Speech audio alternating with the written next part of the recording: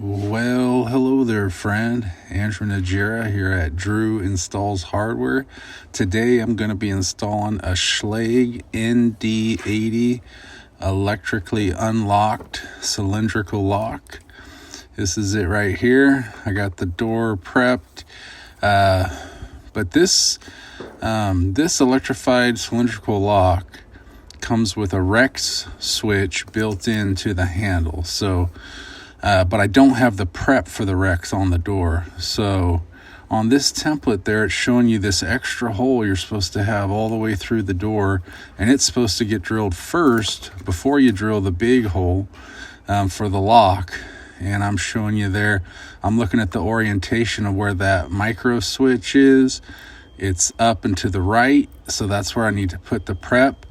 Because if you try to jam those wires into just the regular handle set prep, you're going to be in trouble. So yeah, got to hold the template like that. I cut the big hole out of the template, and that helps me make sure I put everything right where it's supposed to go. They have little marks for high side bevel and low side bevel. I don't even mess with those. I just cut the hole out, lined the hole up.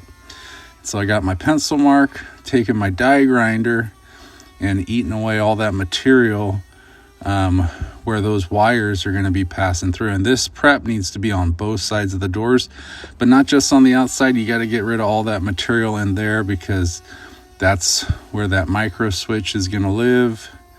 And you got to make sure those wires don't get pinched or messed up. So this is what we do. So you do this, make it look like that on both sides of the door, and then that handle set's going to be nice and happy. So there we have it. I'm going to, at this point in the process, I'm going to pass the wire through the door, cut myself a length, give myself extra on both sides. This is just a little closet underneath a stairwell. So this door was only, I think, 6 feet tall and like 2.5 feet wide. So it's kind of a fun little door to work on. But got the wire passed through, and hopefully here I'll get to show you what the Rex looks like. I'm gonna get these stripped and prepped. You'll see I've got the wire pulled through on the inside of the door. That's not how it's gonna go in once I have it wired up to the handle set, because that would be backwards.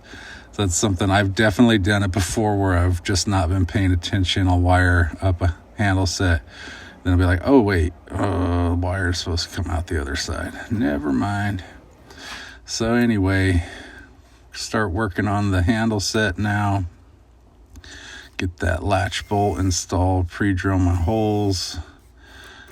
That's good to go. Now, this particular handle set, the way it was supplied, it had the Electrolinks connector, which is, I believe, an option when you're ordering it.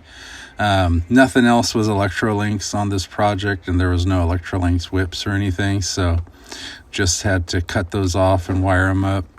I'm looking at the request to exit switch here to see what it is. Right there, it's telling me what the power wires were. Those were those two separate ones. And then I'm going to have a purple and a white wire is going to be the normally open side of that micro switch. So I'm cutting that connector off because we got nothing to plug it into. So we're just going to wire these up. So I think the other color they have on there is gray maybe. So that would be the normally closed side of that switch. And most of the time, request to exit switches get wired up normally open. I'm sure there's different cases where it would be different, but so now I've got some of these, I think they call them dolphin connectors or little bean connectors I'm using, and gonna wire the power side up. And at the end of the video too, I'll get to show you how I test the power and I test the switch, so that when I walk away from that door, I know the hardware side of it's all good to go, and they just have to send power to it and wire it up on the other end, and everything will be good to go.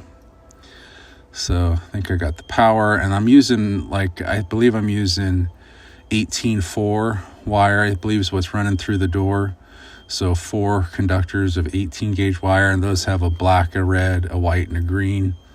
So I'm using the black and red for the power, and for the request to exit switch, I'm using white and green. And I think that's kind of like a standard. That would be, if I had to come up to an opening and guess what wires got used, that would be my first guess on how they wired it up. And so now that I have all the 4 conductors connected, then I take a second to just kind of see which way is going to be best to have all those wires together. And because as I end up feeding that cylindrical lock into the prep and make sure it engages with the latch bolt, I want it to be as kind of slim as possible, so that as I'm slipping it in, I can pull the excess through the hinge side and feed the wire kind of back into the door while still giving it enough excess and enough slack for if it needed to be serviced, it can still be removed and serviced. And so I try to tape them up good so it'll slip through the prep easily. That's that hole that's drilled all the way through the door.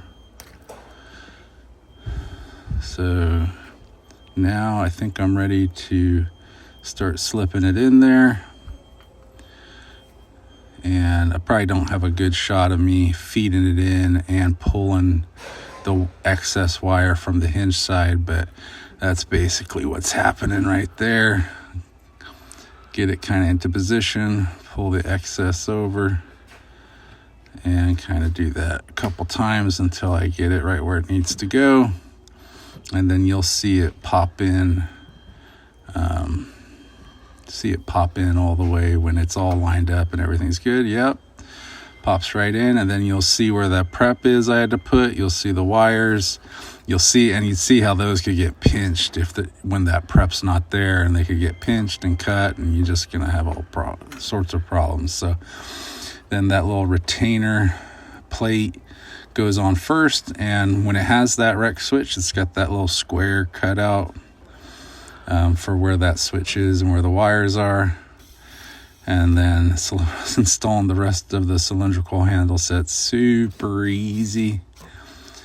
All right, I put the little cover plate on. Do they call that an escutcheon? What a weird word. Escutcheon, rose, what do they call that?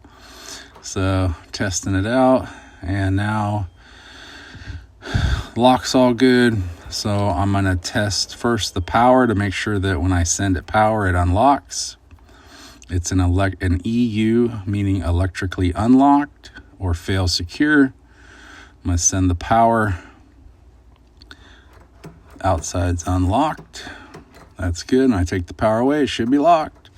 That's great, working good.